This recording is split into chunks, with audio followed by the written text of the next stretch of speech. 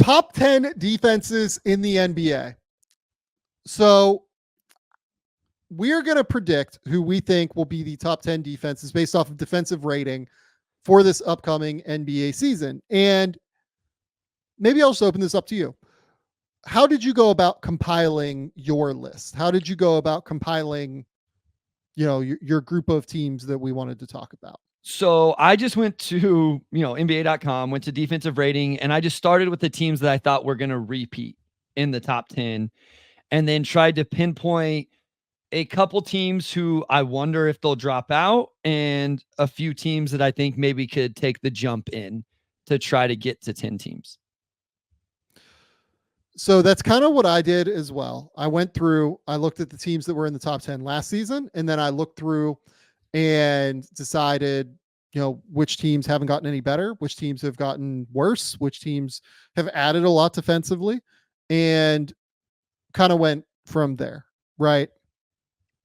I got a tier of, I would say 6 teams at the top that I think are like, I would be stunned if they are not top 10 defenses if these teams stay healthy. Like if these teams get reasonable health, it would be staggering to me if they don't finish in the top 10. You had 6? I had 6. Okay, so I'm trying to... So I think I can say 4 of those. So I'll be interested who your other 2 are. Yeah. Wolves, Celtics, Magic, Thunder. And then I had 2 more that I felt like pretty good about. Okay. And then I had like 2 spots where I want to have a discussion with you. Okay. Basically about this. So let's start at the top. The team that I had as most likely to be number 1 was Oklahoma City. Yeah, same. So why Oklahoma City at number 1? Oklahoma City had the number 4 defense last season. That was with rookie season Chet Holmgren, second year Jalen Williams, Josh Giddey in the rotation, who, I think Josh is an underrated player, but Josh is somebody who's not a particularly great defender. And they, instead of having Josh Giddey, have now replaced him with Alex Caruso, who is the best defensive guard on a permanent basis in the NBA. I'll hear out Drew Holiday. Perimeter guard, yeah. Yeah, like I think Alex does a better job of guarding perimeter players in the NBA probably than anybody else that I've watched recently. I think Alex is really, really good at defending guards and making their life miserable, and his anticipation is unbelievable. His hand-eye coordination just makes their life miserable. He fights through screens at a super high. Like Alex is just a stud on that end. Yep. And I would argue that he's not the most important defensive addition that Oklahoma City had. Sure. Getting Isaiah Hartenstein is a massive, massive jump for them because he solves a number of issues that they had last year defensively, even finishing in the top 4. Last year, they finished 29th in defensive rebounding rate. Yeah. Yep. Hartenstein is a big dude who can rebound the ball, and he's going to allow them to play bigger lineups with Chet Holmgren, which should allow Chet to be a more effective, impactful defensive rebounder coming across, not having to deal with like big, huge bodies all the time, kind of just moving him through. Yeah. On top of that, I don't want to say their rim protection was poor. It wasn't. Like they were fine on that end. But Hartenstein is one of the better rim protecting bigs. Like I had Hartenstein. I don't remember if I named him all defense, but I do remember getting very frustrated that he wasn't eligible for all defense because he didn't play 15 minutes per game enough last season. Yeah. Like he played enough minutes to where like he was at like 20 to 25 minutes a night or whatever. But on a permanent basis, he was unbelievable last season on defense. He was spectacular. I thought he is great in drop coverage. He has great positioning around the basket. He takes up a ton of space. He has good movement ability. Like he does everything incredibly well on that end. So we're going from the number 4 defense to adding this guy who is solving a lot of their issues that they had on the interior as it is. I think I would have them as my bet right now for the number one defense in the league. Yeah, I mean, even if you have some guys miss some games, we talked about the Thunder having quite a bit of, I don't want to say luck, but fortune last year in terms of injuries to their guys. Their starting lineup played a lot of games, but you can overcome that now with a little bit more depth. And so you have so many options to guard the perimeter. Now you have the option to play this two big lineup of Chet and Hartenstein whenever you play against the Wolves, or if that's the best matchup for Jokic, putting, Isaiah on him and then letting Chet roam off the ball, all of that. So I just, I would understand anybody who doesn't like this, but like you said, whenever you have a team that was this good defensively already, a lot of young players that, theoretically are going to continue to improve, and then you add two of the better defenders in the association to the roster, it just makes sense to me. And just to, use numbers or anything that we can here to showcase how serious these guys are on defense. I have the top 5 players in defensive impact according to the estimated plus minus model from Taylor Snar last season. Jonathan Isaac, number 1. No surprise. Jonathan Isaac's an incredible defender. Hartenstein, number 2. Alex Caruso, number 5. Yeah. Serious impact defender. Both of those guys are. Plus, you get, Casey Wallace going from first year to second year. He's a great defender. The other thing worth saying with them is that they have very few guys that I would call out and out poor defenders. Okay, so I was just about to say that, even Isaiah Joe, Aaron Wiggins, those aren't guys that you're just like, oh, we can't serve, right? Who's the defender? I would say Isaiah is probably their worst defender. I think that you can move him. He's still not super strong. Just because of physicality. Yes. I would say he's the guy that stands out where, okay, if we're picking a spot, it would probably be him. But Kenrich Williams, for instance, pretty good defender. Jalen Williams, sharp defender. Not a great rim protector for a big, but does a good job taking charges and does a good job of, being strong and physical and moving his feet on the perimeter. I think they just have a lot of dudes that are really, really capable of taking on difficult matchups to where they aren't liabilities, right? Yeah. I honestly, Shea got defensive player of the year votes last year, or not votes. I think he got all defense votes last year. Shea on the ball can get hit occasionally.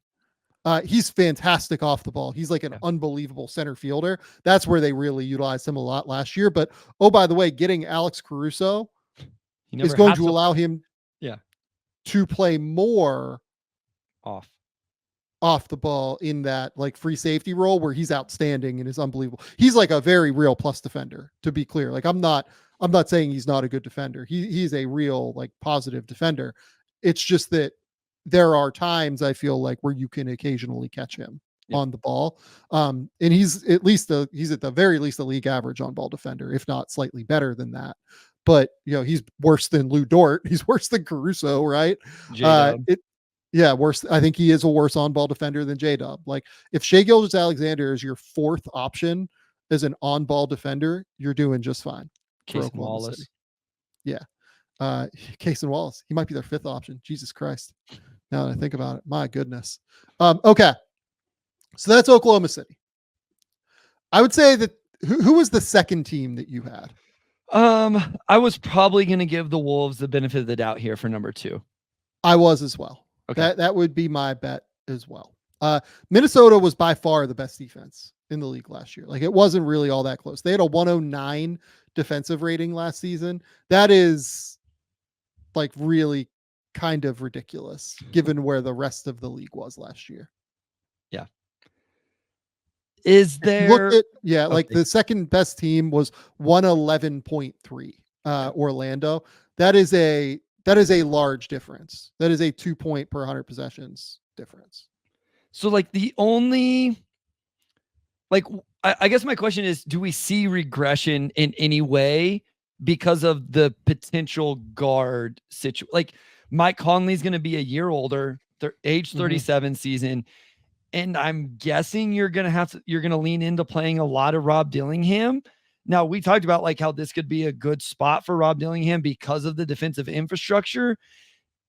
Is having to play him 20 minutes a night and what he's probably going to be on the defensive end as a rookie. Is it going to decrease though that much? Like, my question is there any reason to think that this defense gets any worse? And I don't think there is. It's just, we think that the Thunder's is going to improve. So I actually think there is reason to think this defense is going to get worse. Okay. Kyle Anderson is an awesome defender. Like, that's the guy that. Okay, like, so there's the other change too. Yep. Okay. Yeah, losing him is a real thing, in my opinion. Like, having him being able to come off the bench and essentially like replacing him with Joe Ingles, who can't really move all that well anymore. Good call. Yep. That's a real question to me. Now, like, maybe Joe Ingles doesn't play and maybe it's Terrence Shannon Jr. I still think Terrence Shannon Jr. is probably going to be a slightly worse defender, if not, decently worse than what Kyle Anderson was last year. The thing with Kyle Anderson, he played 23 minutes a night last year. You brought up communication when we talked about Alex Tui. Yeah. Constantly talking. He is so smart. He is so long. He's 6'9" with a 7'3" wingspan. He takes up so much space. He's capable of guarding multiple positions.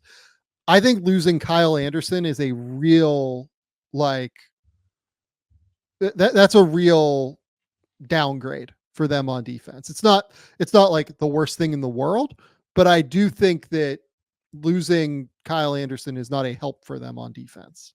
Well, and if you're playing Terrence Shannon Jr., now you're playing two rookies off the bench.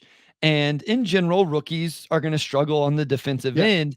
And again, like, not to continue to crush Dillingham, but we've talked about this through the whole pre-draft process. He was the worst defender in the draft class. We can just say it. That's what it was. And he's extremely small. I think Terrence Shannon Jr. can be a really disruptive defender, like with his athleticism. Yep. I think you can see chase down blocks and second efforts and things like that, but may not lead to as much like just point of attack and defensive scheme and those type of things, especially as a rookie. So yeah, there's a chance it could take a step back. You still have Gobert, you still have Jaden McDaniels, Nickeil Alexander-Walker. I thought was really, really good for them last year. Obviously, when Ant's motivated to be so, the two-way potential with what he can provide defensively along with his offense is still all there.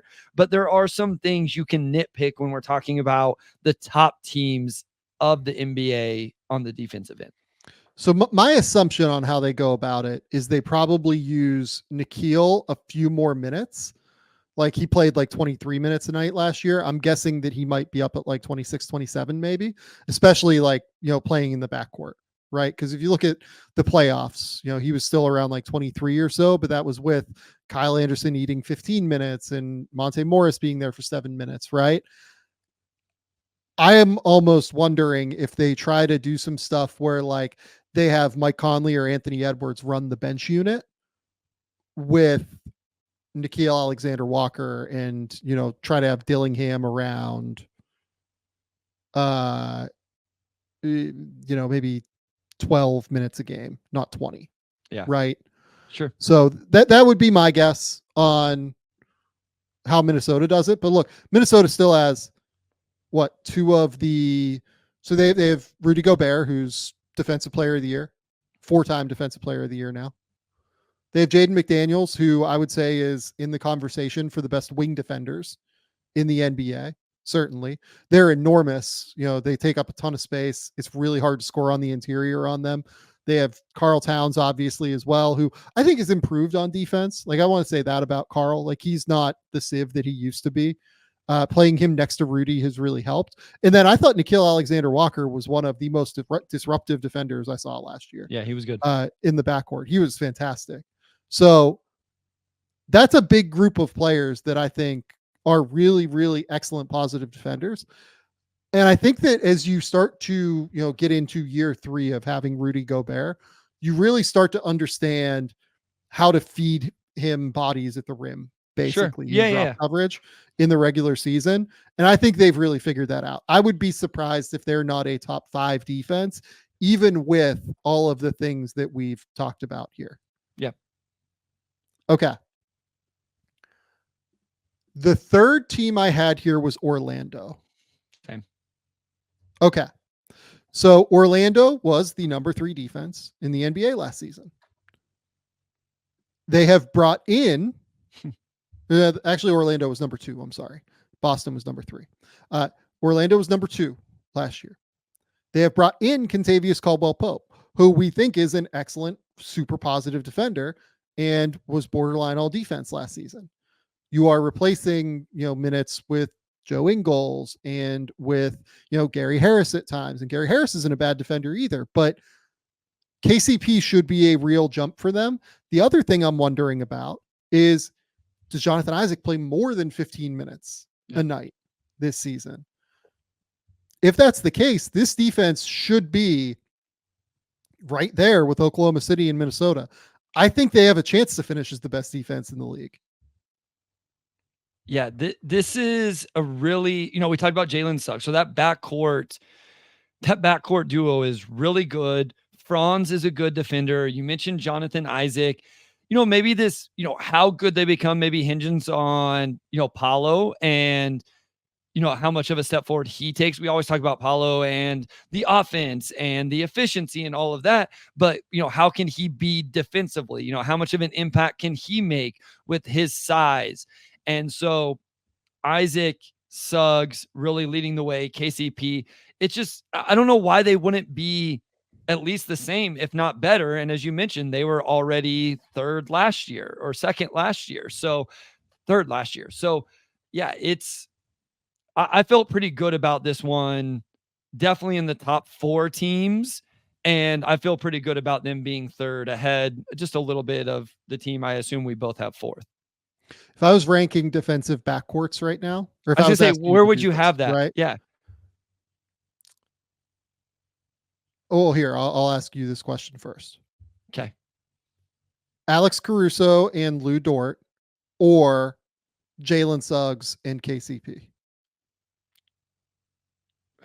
Caruso and Dort.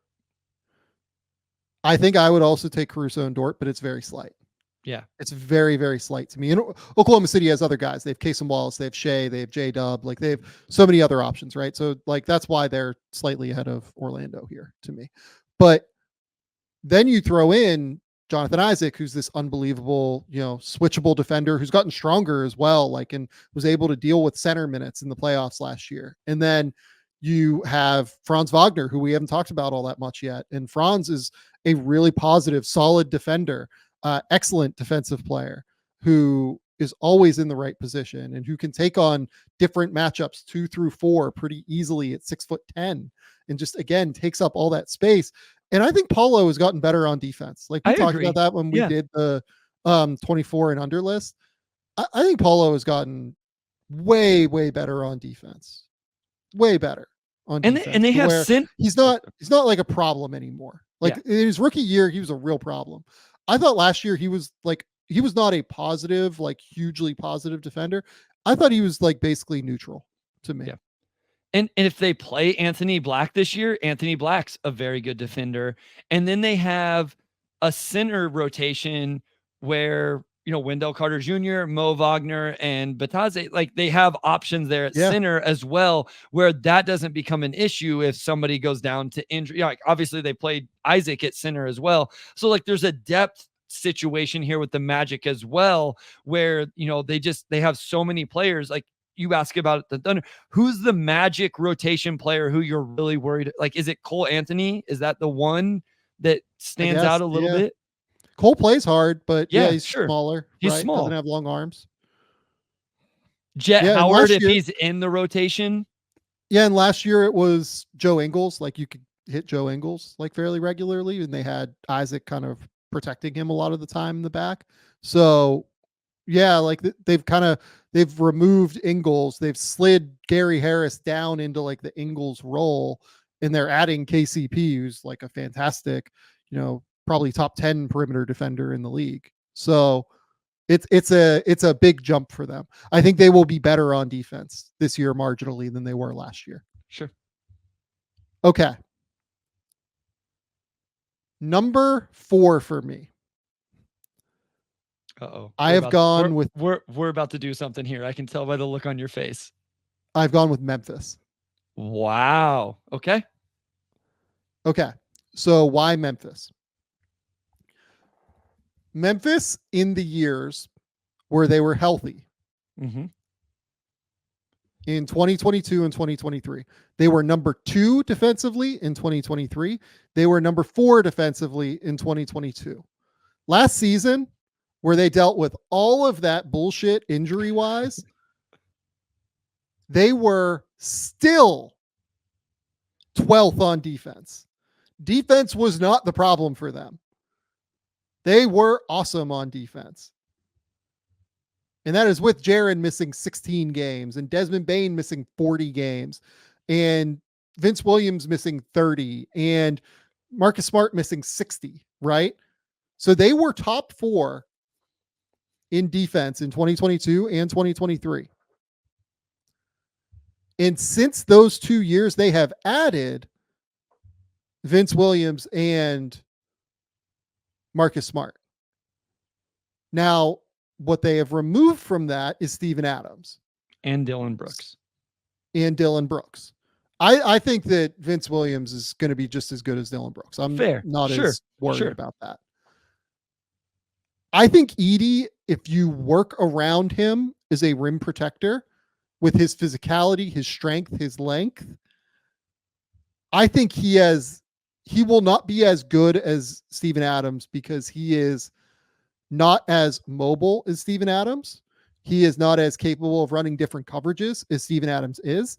But I think around the basket, particularly, Edey in the regular season will be very close to as valuable. So to be clear, I was going to have the Grizzlies in my top 10, not quite this high. And I think it was like, until I see that Edey can do that, I guess I was a little more hesitant to bring them back to this level. Mm-hmm. And that was like, I think that was it. And I think it's fair to wonder about a rookie center. I realize he's massive. I realize he played a lot of minutes in college. I get it. I realize they have other options at the center position, but like, I just wanted to see it, I guess, before I can fully buy into it. But I'm cool. Like, I'm cool. Kind of, you bring up a good point that whenever this team was healthy, they were a top 5 defense before last year and all the injuries. And they've added Marcus Smart to that is the big thing. Sure. Like, you know, if we think Vince and Dillon are like for like in some way, and I think they are, to be honest with you, I think Vince Williams is a fucking outstanding defender. No, he is. Like, he is everywhere. He is so aggressive on ball handlers. He's strong. He can deal with wings. Like, Vince is a real defender. And he plays so hard. But man, Jaren Jackson held this defense up incredibly well last year, basically by himself. Yeah, with a like, crazy offensive load as well. Like a crazy offensive load, Sam, as well. He was. I think I put him all defense, if I remember correctly. And I actually think I got some hate for it. But I put him all defense because I was like, oh my God, like, are you watching this Grizzlies team? They have guys coming in and out of the lineup every single night, and they're still 12th in defense. Yeah. They were 10th up until like late in the season, if I remember correctly. Like, it was crazy the load he had to manage in order to figure it out. Yeah, like people will. So like Alex in the comments brings up, his defense fell off a cliff last year from 3.5 to 0.8 DPM. That's all like the situation around him, in my opinion. That's not him. That is, he had multiple guys coming in around him. Jaren didn't get worse on defense. Like, Jaren was the piece that held them together. Like, how do you guys think they had the 12th best defense in the league with all these guys coming in and out of the lineup? And, you know, what, like, nobody other than Jaren and Santi played 60 games? That's Jaren. That's a crazy stat. That's Jaren. That's as crazy as the 33 total players played. Is only 2 guys played. Only 5 guys played more than 50 games for this team. Only 8 guys played more than 40 games last season. This is amazing. How do you guys think that they finished 12th in defense? Well, like, I think Taylor Jenkins is a good defensive coach, but like, that's Jaren. I think the That's big, Jaren being the centerpiece of it. and I think the bigger piece of that, again, is the offensive load that he had to take. And I know we talked about how we're kind of excited about that. And, how does that play off of Ja and Desmond and all of that? But we've seen it with countless players that when they have to take a bigger offensive load, the defense maybe isn't the same. And so even if you want to say he wasn't expending as much energy on that end, he's not going to have to be that player offensively this year with those two guys back in the fold. And so, yeah, this is a great swing. Like, this is a great call. I wasn't willing to bump them this high. Again, I had them in the top 10, but yeah, it's a compelling argument. Okay. Number 5. I had Cleveland. Interesting. Okay. So this will be a fun conversation. So why Cleveland? Because since Evan Mobley and Jarrett Allen have been there, Cleveland has consistently been a monster defensive basketball team. It is really freaking hard to score on those two on the interior combined. Last season, they finished 6th in defense. The year before, they finished 1st in defense. The year before that, they finished 7th in defense. Evan Mobley played, I believe, 50 games last season, something in that ballpark. Exactly. Played 50. exactly 50 games last season. Donovan Mitchell, Darius Garland, they both missed 25 to 30 games last season. I kind of think that having Mobley and Allen back together, that team is just kind of automatically a top 7 defense to me. So I kind of looked at it as a different way, as like, is this a team to potentially fall out of the top 10? Oh, give me a take. I love it. I just wonder, like, new coaching staff where you're going to emphasize offense. Sure. And so it's like JB was there for the defense and we're going to play these two bigs and all of that. Like, I'm not trying to like critique the hire or the coaching decision, but I just wondered, like, hey, do we emphasize something different? You are still having to play two small guards together. And is there a chance that maybe the emphasis goes to the other end of the floor and we see a slight drop on the defensive end? I'm not saying they're going to go to 20th. I'm just like, hey, maybe is this a team that finished in the top 10 last year that could potentially slide out of the top 10? So look, Kenny Atkinson was with Brooklyn through like all of their rebuild. Okay. Right. Sure. Like that, I think we can throw away his first 4 years there. Fair. Because they won 20 games and it was after the Paul Pierce and Kevin Garnett deal. And it was really, really hard. Right. Yeah, sure. The last 2 years that Kenny Atkinson was in Brooklyn was the 42 and 40 year where like D'Angelo Karis LeVert kind of went nuts in the playoffs against Philly, but they still only won one game. Right. They had Jarrett Allen there as well. That team finished 14th in defense. And then the 2019-20 team with Kyrie, basically, like that was really their only guy, but Kyrie only played 20 games that year. They went 35 and 37. Kevin Durant was out after, his Achilles injury in the playoffs with Golden State. That team still finished 9th in defense because Jarrett Allen was there. Okay. Kenny Atkinson knows how to use Jarrett Allen really, really well. Now you have Evan Mobley with him. I think Jarrett Allen is the most underappreciated defender in the league. I'm just going to say it. Yeah. Point blank. I had him again on my all defense team last year. I think that we consistently continue to underrate what his impact is. Every single time he's on the court now, the defense is awesome. Yeah. He has been on this Cavs team now with like Darius Garland and with, Donovan Mitchell now. And Donovan, I thought, was like pretty solid defensively for stretches last season, especially early in the season where they like really kind of needed him to be solid on that end. But like he has held up these defenses at a super high level with small guards, man. And it doesn't matter. He's just really impactful around the basket and he's excellent in drop and he's a great rim protector. Like, I think he is just an awesome defensive basketball player and gets way underappreciated. Like I've said throughout the time that they've been in Cleveland that I think he is a more important defender to Cleveland than Evan Mobley is.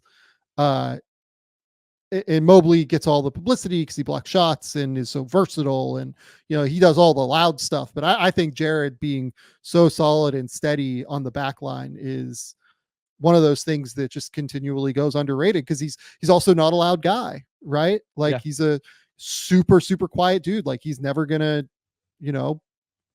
bring up, himself really in these conversations. No, I still ended up with him in my top 10, not as high as this, but it was just a team. As I tried to pinpoint teams that could potentially fall out of the top 10. And so far, I mean, we have included a team that didn't finish in the top 10. So we're going to have at least one fall out, right? If we put one in that wasn't top 10 last year, the Grizzlies, then one that is going to fall out of it.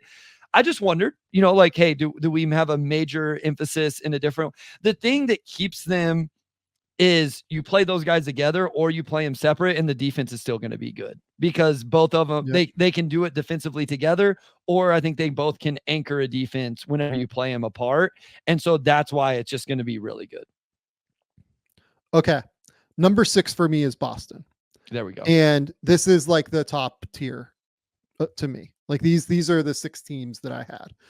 The reason I ended up bumping Boston down a couple of spots is because Kristaps is going to miss some real time to start the year, it seems like. And I thought their defense was it felt way more solid and steady and impactful when Kristaps was in there. And their backup center position and the guys they're going to use, Xavier Tillman, who I think Tillman's a great defender, but like Nimi Keita, Luke Cornett, I just wonder about those guys. If Porzingis was like in the lineup from day one and I felt like he was going to play 65 games, I would have them probably third. Sure. I would guess behind Oklahoma City and Minnesota. But that's the difference, I think, for me between having Kristaps early on and potentially not having Kristaps early on. Yeah. I mean, we talked about rim protection with all of these teams, right? They all have it in some fashion with Chet and Rudy. And we just talked about with Evan Mobley and Jarrett Allen and Jaren Jackson Jr. When the Celtics don't have Kristaps Porzingis, they just don't have quite the same level of that. So, yeah, I mean, them being in this tier is fine with me. This is going to be a really interesting regular season for them. I wonder if I'm starting to overstate kind of, they won't care that much about the regular season, the Porzingis injury, all of that. Like, I'm interested to see how they come out and play, how much of a championship hangover they have. I think if you see it, it's probably on the defensive end with them, where maybe the rotations aren't as tight and all of that. I still just want to give Drew Holiday a shout out here. I think he's just such a Swiss Army knife in terms of his matchups. And I love the way that Joe Mazzulla uses him in that way. And here's the crazy thing with Boston's numbers. Like, if I was a Boston fan, this is the case I would make, saying we're wrong and they're going to be a top 3 defense as opposed to a top 6 defense, right? Which, at the end of the day, when we're talking about the best offense in the league, it really is just all in the margins, right? Sure. But, they were slightly better on defense without Kristaps last season. Okay. Interesting. My theory was that the minutes without Kristaps and without Al Horford would be the real problem, right? But in the minutes and they played 1,100 of these minutes without Kristaps and Al Horford, they still had a 110.7 defensive rating. Wow. In those minutes. It really might just be that, by the way, in the conversation we talked about with like elite guard play on the perimeter, Derek White and Drew Holiday certainly belong in the conversation, along with KCP and Jalen Suggs with Orlando, and certainly all the Oklahoma City defenders, Alex Caruso, Shai Gilgeous-Alexander, Lou Dort, J-Dub, Kaysen, etc. Derek White and Drew Holiday are both unbelievable on defense. Absolutely unbelievable. So having those guys on the perimeter, plus good defenders in Jason Tatum and Jaylen Brown, both of whom are fantastic on the ball. I think Jason does a great job off the ball as well. Having all of those guys, it just really, really helps lift the tide anyway. And maybe it allows them just to have a defensive infrastructure where, as long as you have a big body on the interior, it makes it work. And so that's what I was going to bring. Like, the Celtics have all of those, Drew can obviously scale up and down. Then you have Jaylen Brown and Jason Tatum. Real quickly back to the Cavs. I think maybe that's where I undervalue them or worry about them, is like, who is that guy for them, right? Outside of Okoro, is who guards that wing spot outside of Okoro. So. Yep. No, I think that's a really, really fair point there. But yeah, look, I mean, at the end of the day, maybe Boston is just so good on defense that it doesn't totally matter. Yeah. And Okay. look, to me, that's the end of a tier, though. I'll Like say, those are your 6 to me. and then you have 2 in the next one. Is that what you said? I have 2 in the next group here. Can I guess? Yeah, go ahead. Knicks and Rockets. No, so it wasn't Rockets, Okay. but Knicks are in here. The team I have is Miami. Okay. Yep. They were in the next group for me. So, Yeah, so I had Miami 7th.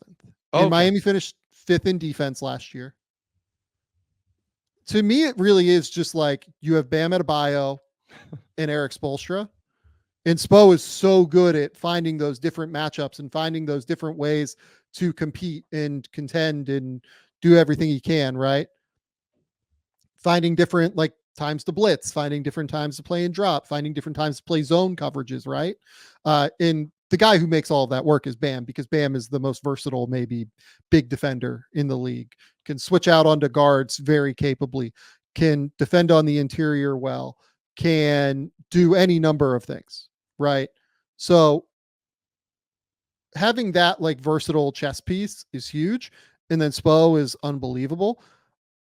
It's just kind of hard for me to think that a team with that duo plus Jimmy Butler, you know, really Jimmy is the key, probably doesn't finish in the top 10. You know, they finished 9th in 2023. They finished 5th in 2022. They finished 7th in 2021, 11th in 2020, like 6th in 2019, right?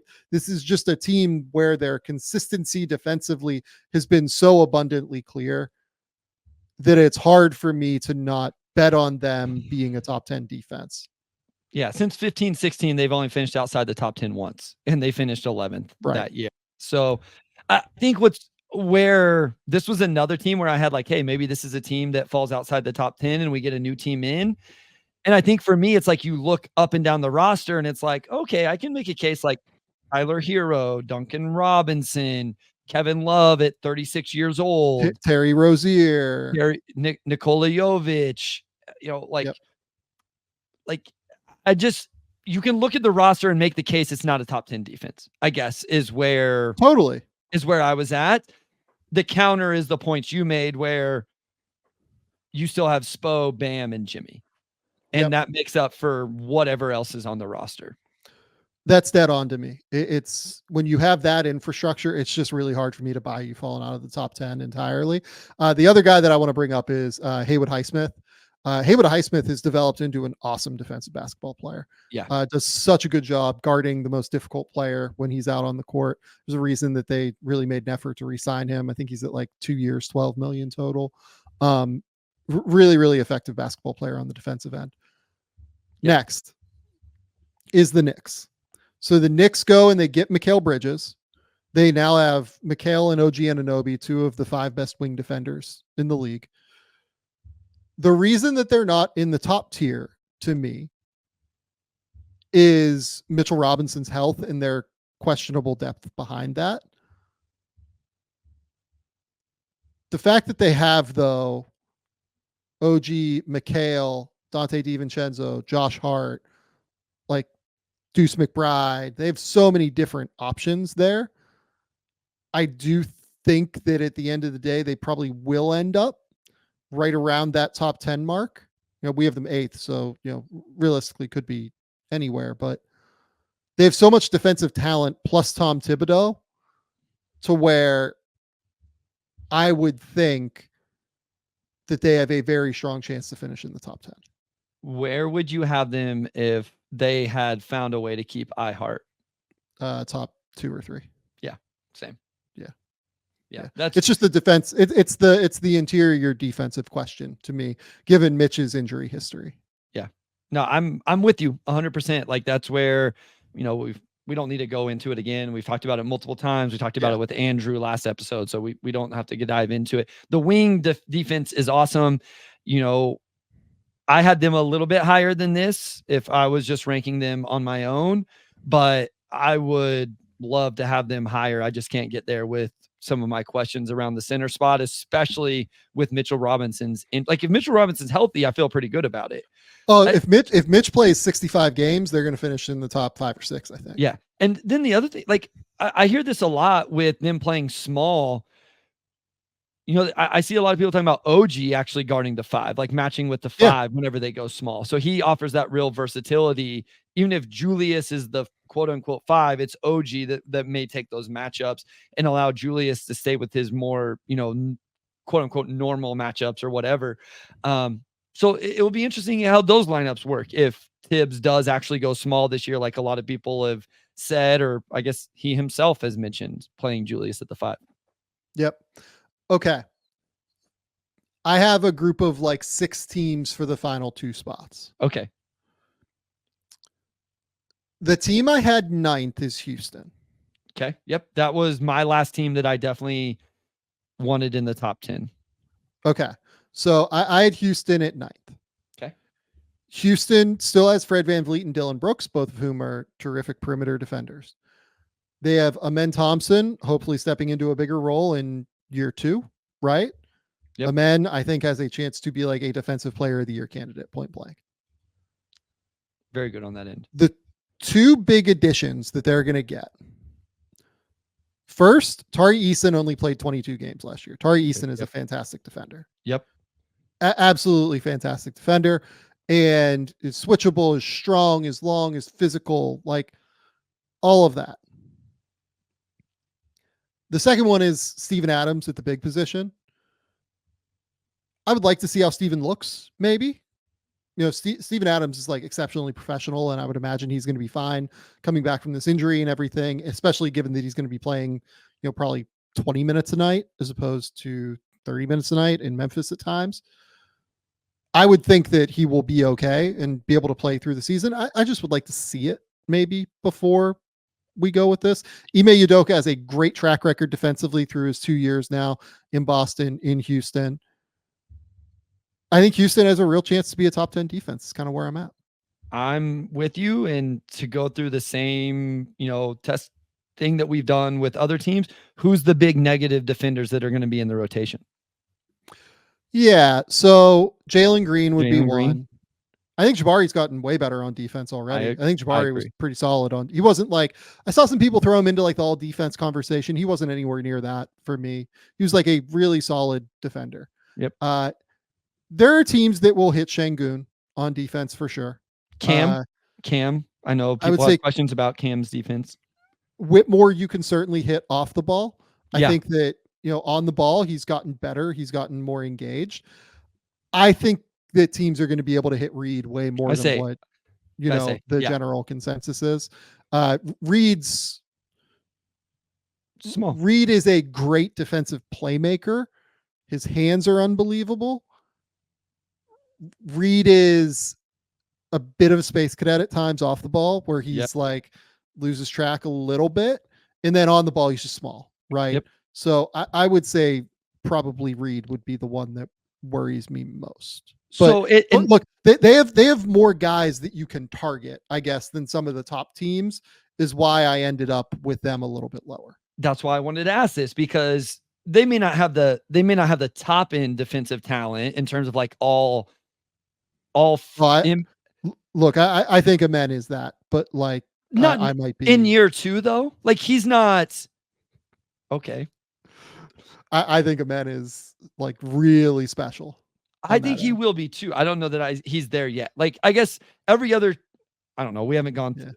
Does every other team have a all first team, all NBA defensive level player? I think so. Yeah. There are a couple teams. Above them. Yeah. Every team above them has one of those guys for sure. Yeah. And so again, I'm not there with a min yet. If you are, that's fine. My point was the ceiling isn't quite as high, and there's a little bit more of a floor with the Rockets in terms of people you can attack. Yeah, I think that's fair. Okay. For the last spot, I'll just name the 5 teams. I'm interested because I have 5 teams left that I at least thought about. So I'm interested to see how many we have the same. So I automatically listed Denver and New Orleans because they were in the top 10 last year. Same. Right? Yep. San Antonio is worth a conversation. Yep. because of Victor. I think the Bucks are worth a conversation because they Same. had a serious amount of just shit happen Coaching last shit. year, coaching and everything like that. And then the 76ers were the other team. Same exact 5 teams, Sam. Okay. So we ended up with 13 teams, it looks like, for 10 spots, right? Maybe 14 teams for 10 spots. 14. And we had the same teams. The Correct. last team that I will note is the Clippers. Okay. The Clippers bringing in Chris Dunn and Derek Jones Jr., Derek Jones Jr. having Kawhi, obviously. I think they have a real chance to be a top 10 defense as well. They ended up really as like the 15th team for me. I would say I would have the Clippers ahead of Denver, if I'm being honest. Okay. But Denver finished in the top 10 last year, and I felt like it was worth noting them. Real quick thoughts on all these teams. I am disinclined to say San Antonio right now because I think they have too many holes that you can attack still. Okay. Victor is so good that they might just get there, but I ended up with them just like a slight spot lower. It wouldn't surprise me if they ended up in the top 10. They were right around a top 10 defense for the last 3 months of the year last year. Yeah, I was looking up like post All-Star break, they were 12th. Yep. While you're looking that up, where was Milwaukee post All-Star break last year? Basically underdog. Milwaukee was 17th. So what I worry about a little bit with Milwaukee, and look, Milwaukee loses Malik Beasley, who was quite poor on defense last year. They bring in, look, Gary Trent's not like a good defender. I would honestly say he's like, there are matchups where Gary is neutral. I wouldn't say he's typically a neutral. He playing a more consistent off-ball role where he's not asked to create as much. Maybe he gets to where he's like a solid neutral defender next season. They still have Giannis Antetokounmpo, Brook Lopez as your combo. I worry too much about the backcourt defense to get them into this conversation. Yep. 100%. Who's taking those tough perimeter matchups? If you have a really good year from Trent Jr. on defense and maybe DeLon Wright off the bench, maybe that's what helps get them there is, somehow those guys are just able to do that. That's right. The 76ers ended up in a spot where they signed just a lot of new bodies, as we talked about. I think Caleb Martin's a solid defender. I think Paul George is obviously an awesome defender, and they have Joel Embiid. Yep. The Sixers are probably the team I'm inclined to put here. Okay. At 10. New Orleans, though, has Herb Jones. They're kind of longer along the guard position now with DeJounte Murray there. They do lose that interior big, though. Yeah. With Jonas. And I think Jonas was a little bit better defensively in the regular season than what people think. Yeah. So it's now like, okay, we're either going small or we're going like Daniel Tice and Carlo Matkovic and Missy, right? Yeah. That feels a little bit worrisome to me for a top 10 defense. I think I had pegged the Pelicans and the Nuggets as last year's top 10 teams to fall out of the top 10. Yes. I had the Grizzlies pegged as a team to come into it. I couldn't decide. Like, I was almost just like, you know what? I'm not going to put a cap on Victor, and I just want it to be the Spurs. Like, I'm just going to choose the Spurs because it's honestly, they're a reasonable pick. The other team that like might be worth talking about here is Dallas, maybe.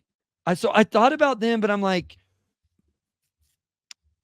I was trying to figure out what the growth was. Lively in they didn't have Gafford all of last year. I mean, like they didn't have him for the full season or PJ. Yep.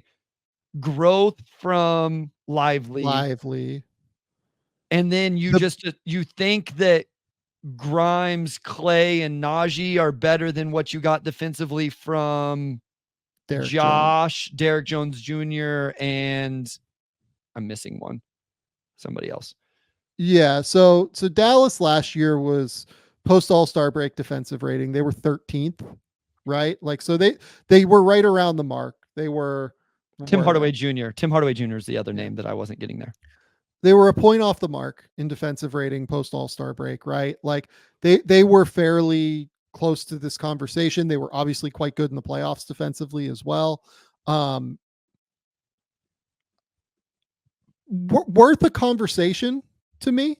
They were 5th in defensive rating in the playoffs. You know, Orlando, Oklahoma City, Boston, New Orleans were all ahead of them. I can see a world where Dallas is in this conversation, but to me, it's the 76ers or San Antonio. And I'm going to say the 76ers because I just think that the Paul George, Caleb Martin kind of combo on the wing should be able to take on tough matchups. Obviously, still have Joel on the interior, who is a great drop coverage defender around the basket. I think that's where I'm at. Okay. I'll go the Spurs and we'll put Taco Bell on it. I love it. Let's do it.